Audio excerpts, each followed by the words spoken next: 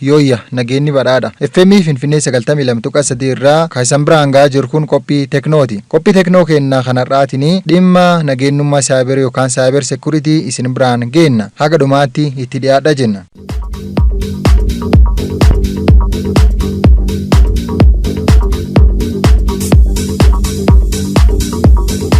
Dhimmi nageenyummaa saayibarii yookaan Cybersecurity dhimma ijoo addunyaa kanaa ta'uun isaa beekamaadha. Maalummaa saayibarii kana kan nutti himanii Abdiisaa Bancaa Jaarraa ogeessa teknooloojii qunnamtii odeeffannooti. Cybersecurity kun nageenyi saayibariidha. Yeroo ammaa addunyaadhaaf baay'ee yaaddessaa qofa odoo hin taane qabeenya miliyoonota hedduun lakkaa'amullee addunyaa irratti kadhabsiisaa jirullee gatii guddaa addunyaa tana kafalchiisaa akka jirulleedha. Bara 2025 waggaa 3 booda addunyaan kun doolara tiriliyoona 3 dhabdi jedhamee eegama. Guyyaatti doolara biliyoona 4 oltu hatama jedhamee yaadama. Amma yeroo amma bara kana guyyaa tokko keessattuu gara doolara biliyoona 4tti hatama jedhamaara. Amma qorannoon dhiyeenya kana bahee tokko agarsiisutti jechuudha. Yeroo ammaa sadarkaa xiqqaa irraa ka'ee haga guddaatiin hanna gurguddatu raawwatamaa jira. Odeeffannoo daataa cabsanii fakkeenyaaf feesbuukii odeeffannoo isaa cabsaniiti feesbuukii cabsanii yeroo odeeffannoo fayyadamtoota guutumatti hatantu ture jechuudha. Waggaa tokko waggaa lamaan dura dhaabbileen gurguddaan hordoftoota miliyoonaan biliyoonaan lakkaa'aman qabu. Amma fakkeenyaaf dhaabbanni feesbuukiidha dhiyoo kana meexxatti jijjiirate active userii gara kastamarii hedduu qaba. Miliyoona moo biliyoona 3.6 akkas garas qaba jedhaa ture. Telegiraama, Instaagiraama maal garagaraa kanneen dabalatee jechuudha. Odeeffannoo haganaa kana akkaawuntiin cabeeti odeeffannoo haganaa fudhatame jechuun kaapitaalaa waan tilmaamamu miti jechuudha. Kanaafuu yeroo ammaa adeemsi Cybersecurity'n eegumsi securityidha. Amma fakkeenya ji'a tokko dura Itoophiyaanu ji'a yaadannoo Cybersecurity irratti hubannoo gahaa goonu jedhanii garuu wanni hojjetame hin jiru.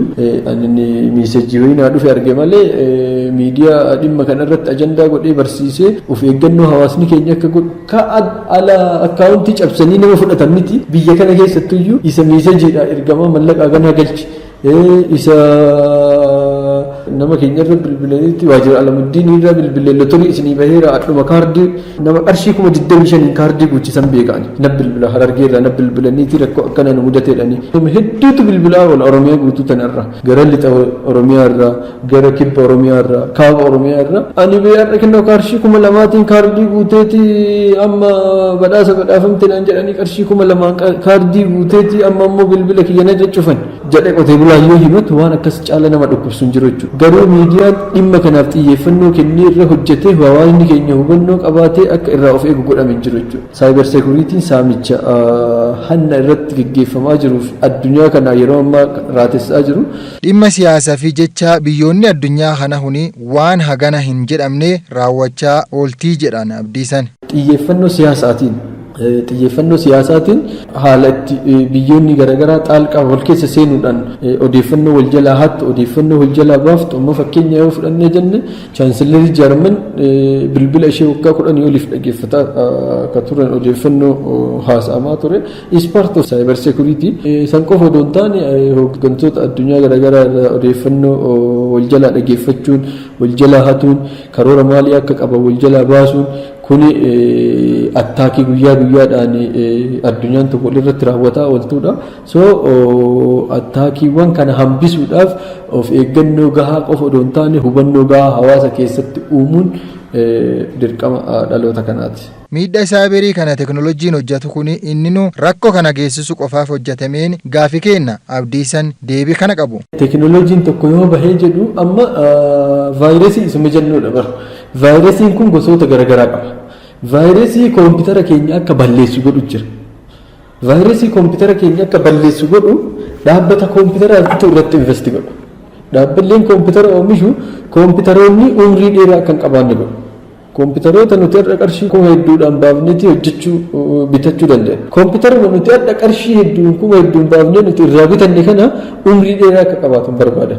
Kanaafuu koompitarichi yeroo gabaabaa keessaa hojii ala ta'ee koompitarri biraa akka bitamu barbaada. So vaayirasii hojjetaniiti itti gadhiisa jechuudha addunyaa irratti. Maaliif akkaataa itti hojjetee fi caasaa wanta koompitara san keessa jiru waan beekaniif koompitara san gidduu seenaniiti rukutu. San qofaa miti. Vaayirasii erga hojjetan booda antivaayirasii isaas deebanii hojjetu jechuudha. Antivaayirasii isaa gaafa hojjetan tokkoffaa antivaayirasii ni gurguratu. Antivaayirasiin illee maarkeetii biraati jechuudha. Gabaa biraati jechuudha. Isaan biizinesii hojjetu gidduu kanatti. Waan gaarii hojjetanii waanuma gaarii hojjetan san balleessuudhaaf balaa biraa irra hojjetanii waan balaa san hojjetanillee furmaata balaa saniis hojjetanii balaa bilisaan gadhiisu furmaata balaa sanillee deebanii gurguratu jechuudha. Adeemsa addunyaan keessa jirtu kana. Teknoolojii kana dhimma hedduu fi oolchuun ni danda'ama. Kanaaf hojiin teknoolojii har'allee namoonni bira hin dhaqqabini hedduutu jira jedhan abdiisan. Ka odeeffannoowwan funaanuudhaaf odeeffannoowwan garaagaraa hatuudhaaf xiyyeeffatamee hojjetamu fa'atu jira jechuudha. Amma akka fakkeenya odeeffannoo siyaasaa biyya garaagaraa irraa hatuudhaaf amma fakkeenyaaf baha gara biyyoota bahaa kanarratti biyyoota arabaa kanarratti waggaa tokko dura Ameerikaan odeeffannoo caasaa waraanaa biyyoota bahaa kana guutuu intarneetimaan fudhatteeti argatte. Odeeffannoo caasaa waraanaa intarneeta hatte argatte jechuun waan isaa hojjechuu deemaniif karoora isaanii guutuu fudhatanii jalaa Ameerikaan kana ala wanti biyya sanii miidhaa keessa galchuun jiru akka sadarkaa biyyoolessaatti yoo ilaaltu jechuudha. Hanga sadarkaa sanii deemamaa jechuudha. So haalumti attaakiin geggeeffamuufu attaakiin amma yeroo ammaa guyyatti doolara biliyoonaan lakkaa'amu geggeessaa jiru kun dhaabbilee barbaadan keessa seenanii mallaqa barbaadan hanga sadarkaa dabarfachuu gahameera jechuudha. Kana ammoo ciminaa fi hubannoo gahatu ittisuu danda'a jechuudha. Itoophiyaan amma bara kana gabaasa dhiheessiteeni attaakii yookiin immoo yaaliiwwan cabsanii seenuu abbaa hinfa sababeeffatanii maal jedhanii yaaliiwwan hedduun irra geggeeffamee jirti. Akka dhuunfaatitti nutuyyuu weebsaayitii illee haa ta'u koompitaroota cabanii fi hojiin ala ta'an hedduun nu mudataa oola. So faayidaa fi miidhaa sadarkaa san irra gahee qaqqabsiiseera jechuudha Cybersecurity. Teknoolojii nageenyummaa saayibarii kana maal fa'aa oolchinaa waan jedhaa fi abdiisan teknoolojii fayyadamuu dhiisuun waan hin danda'amne fi eegumsa gochuutu nurra eeggamaa jedhan. Cybersecurity irratti investimentii guddaa barbaada. Mallaqa guddaa investi gochuu gaafata. Mallaqa guddaa investi goote nageenyaa fi eegumsa qe'ee kenkeetii tolfattaa jechuudha. Nageenyaa fi eegumsa qe'ee kenkeetii yoo tolfatte teekinooloojii fayyadamuu dhiisuun tasuma waan hin danda'amneef teekinooloojii kana sirnaan fayyadamuuf haalli mijataan uumamaa jechuudha. Rakkoon nama dhuunfaa irra gahu, rakkoon dhaabbilee irra gahu, rakkoon akka biyyaatti qaqqabuu danda'u hin hafaa jechuudha. Cybersecurity irratti investi yoo goone jechuudha. So kana qofa odoo hin taane qaama xiyyeeffattee hojjetteeti odeeffannoo barbaachisaa argachuu qaba. Odeeffannoon kun na fayyada jedhee qaamni itti amanee odeeffannoo barbaachisaa argate barbaachisaa argachuudhaaf barbaadus yoo irratti hojjetee investitti godhee sadarkaa argatuudhaan itti milkaa'uu illee danda'a jechuudha. Yeroo ammaa wanti odeeffannoo caaleen jira. Odeeffannoon jira taanaan waan kamuu hojjechuu hin danda'amu. Odeeffannoon jira taanaan waallee balleessuu hin danda'amu. Odeeffannoon jira taanaan waallee tolchuu hin danda'amu. Kana hundaaf immoo tokkoffaa waanuma harka kan keetii qabdu waan xiqqaallee haa ta'u waan guddaallee haa ta'u waan harka keetii qabdu eeggachuun sirraa eega.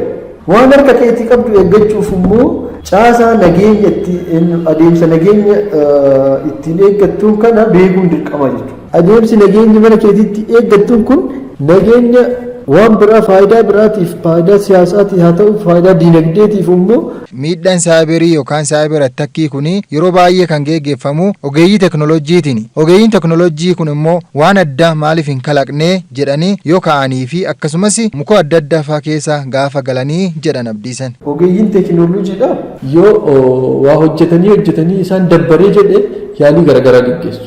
Yoo isaan dabbaree ta'uu danda'a yookiin faayidaa wayii argachuuf xiyyeeffatu faayidaa wayii argachuu barbaadanii ta'uu danda'a waa lama kanaaf gaggeessu jechuudha. Yoo isaan dabbare dibbirtii yookiin moodii san keessaa bahuudhaaf maaliif waan kana tuttuqee ilaalu yookiin immoo eegumsi dhaabbilee kanaa eegumsi biyya kanaa maal fakkaata maaliif baankii eegaluu kana eegumsi isaanii ilaalu jedhaniiti adeemsa yaalii tokko raawwatu jechuudha. Adeemsa san cabsanii keessa seenanii odeeffannoo keessaa fudhatu. Yeroo tokko immoo taargeetima godhanii galii argachuudhaaf odeeffannoo amma dhaabbata tokko keessa seenee odeeffannoo guutuu yoo baasee jedhe odeeffannoon kun na bira jira odeeffannoo kana addunyaa gabbaasa moo mallaqa gana naa kafaltan biiliyoonaan gaafachuu danda'a. Odeeffannoo kana nu deebisii gara biraan dabarsiniidhaaf odeeffannoo kan kee biiliyoon itti kafaluu dandeessaa jechuudha. So adeemsa ogeeyyiin kompiitaraa yeroo baay'ee hannatti raawwachuuf yookiin immoo faayidaa hin malle ittiin argachuuf yookiin immoo yoo haala mijataa keessa hin jirre haala san keessaa bahuudhaaf yaalii adeemsifamuun kan raawwatu attaakiin yookiin immoo aggaammiin saayibarii kun jechuudha. Saayibariin yeroo ammaa sodaa guddaa addunyaan keessa jirtu darbee immoo dhiyeenya kana amma ani miseensa Amnesty Internationalitti yaa'uzii keessatti teekinooloojiidhaan waan tokko sappoortiin godha. Dhiyeenya kana maal nutti himaa turanii Ameerikaa fi Chaayinaan teekinooloojiidhaan waraana teekinooloojiidhaan gaggeeffamu irratti kaapitaala guddaa investi gooteeti qophaa'aa jirti. Gaaga'umsa miidhaan saayibarii kun fiduu abdiisan akkanatti yaadatan. Teekinooloojiidhaan warri kutu kompiitara ta'anii wal waraanu waan fedhan balleessuu sadarkaatti danda'amutti jecha roobootii akkasiitu hojjetamaa jira. Sadarkaa isa irra deemaa jirti jechuudha addunyaan. So saayibariin hanga sadarkaa onlaayinii wal fixuullee deemuutti deemaa jechuudha. Rimootiidhaan erganiiti dirooniidhaan wal rukutuun sadarkaa kana irraa dhufe jechuudha. Kun attaakiiwwan saayibarii keessaa tokko. Sooftiweeriidhaan asii teettee to'atta. Sooftiweerichi bakka barbaadetti waan barbaachisaa ta'e daaraa godha jechuudha. So adeemsa kana irratti capital investment qofa osoo hin taane humna namaatis gaawwamsachuun akka sadarkaa biyyaatti illee humna gahaa dhimma kana irratti hojjetu qabaachuun barbaachisaadha. Biyyi kun ogeessa gahaa cybersecurity baay'ee waan qabdu nutti hin fakkaatu.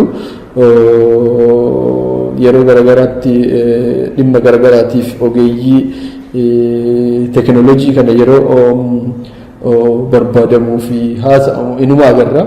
Sadarkaa haala santu jira. Waan hundaafuu qopheessu waraana saayibariititu gaggeeffama addunyaa tana irratti jedheen shakka gara fuuldura.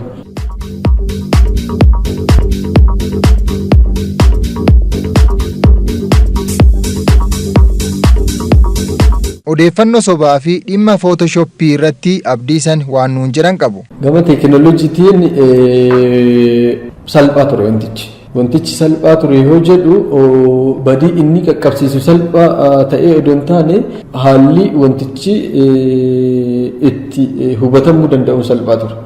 Garuu immoo addunyaan hawaasni keessa jiraannu kun addunyaa reefuu gara teekinooloojii dhufa artu keessa jirra. Yeroo baay'ee waa fakkeessuun waa bakka buusuun amma meettaan dhiyeenya kana dhaabbanni feesbuukii ifoomse kun hojiiwwan akkana hojii gurguddaa of keessa qabateera.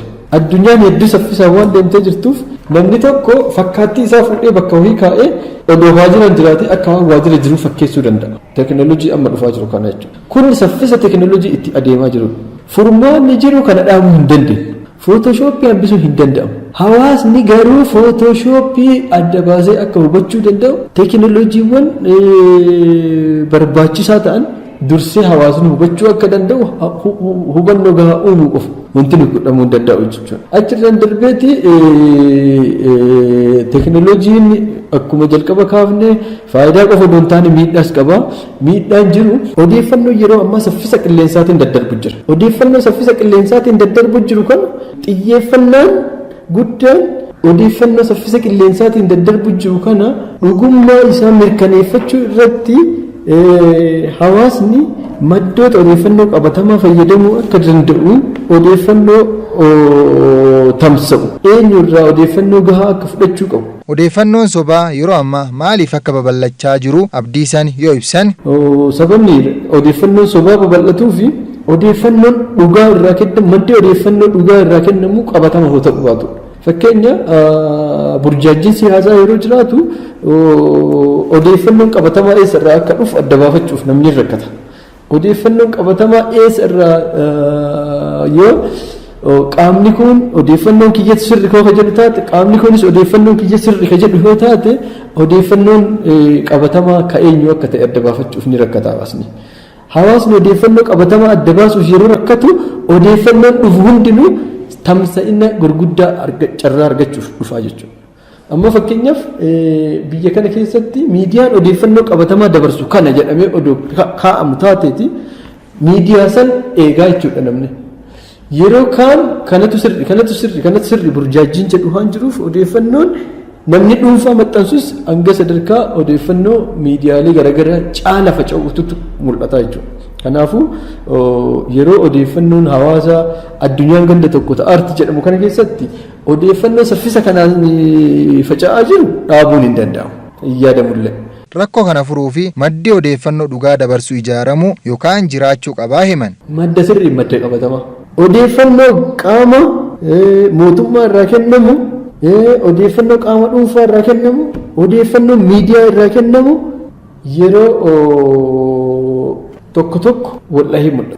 Odeeffannoo wal'ahii mul'atu kana immoo odeeffannoo namoota marsaalee hawaasaa irra jira hubannoo gahaa hin qaban waan ta'eef kanatu sirrii adda baafachuuf rakkataa jechuudha. Kanaafuu maddi qabatamaa maddi sirriidha odeeffannoo dhugaa jiru dabarsa madda jedhamu biwuldi gochuun dirqama ta'a jechuudha. Kana jechaan imeejii uummataa keessatti maddi kanatu maddi sirriidha.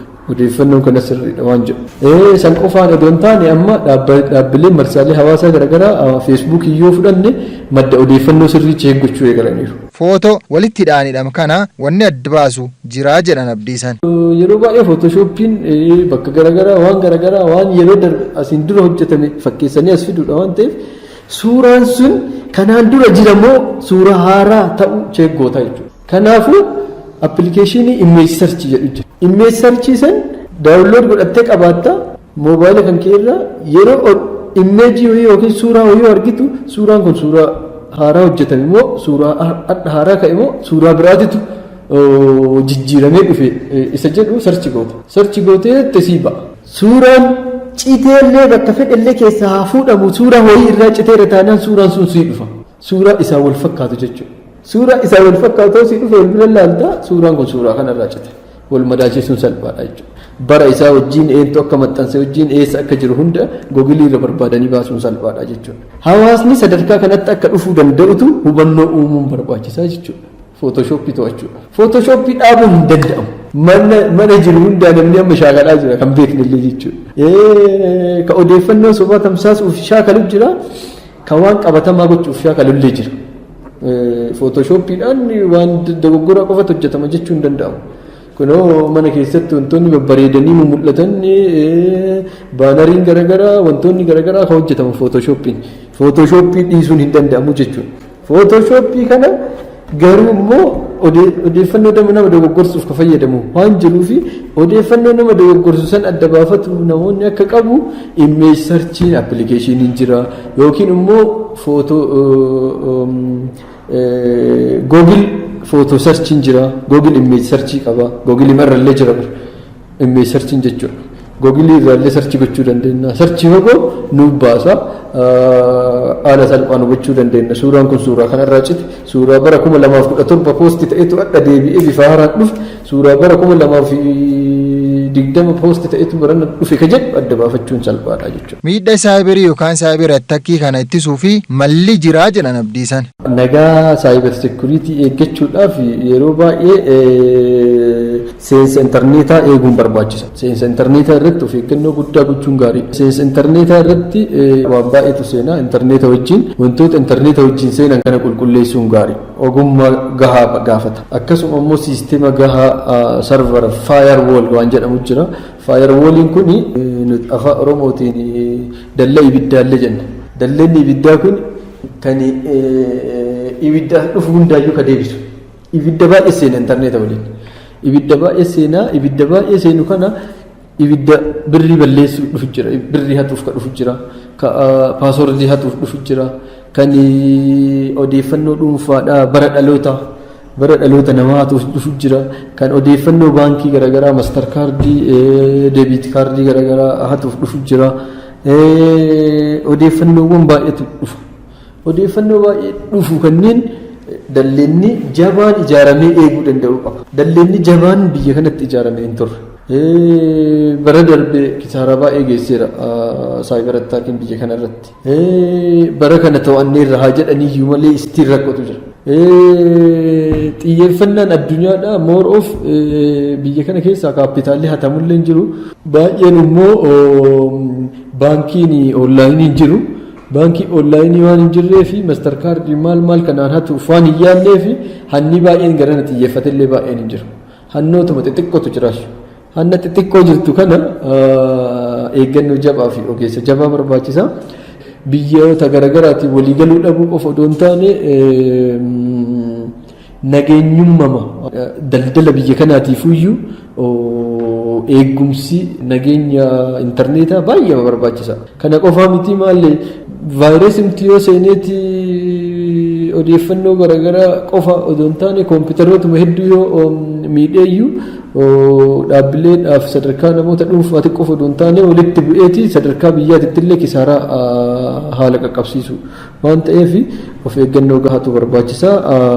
Ogeessa gahaa immoo qabaachuun sadarkaa yuunivarsiitiitti barnoota dhimma kana irratti ogeeyyii kaappabil gochuu danda'u istiraateejii kaa'aniiti qopheessanii kaarikulamii kaa'anii qopheessanii sirnaan barsiifachuun barbaachisaadha. Namni asii haa baratu jedhamee ergamu immoo biyya kanatti hin deebi'u waan ta'eef biyya keessatti kaarikulamiin gaariin qophaa'ee xiyyeeffannoodhaan hubannoon gahaan kennamee dhaloota qaruun barbaachisaadha.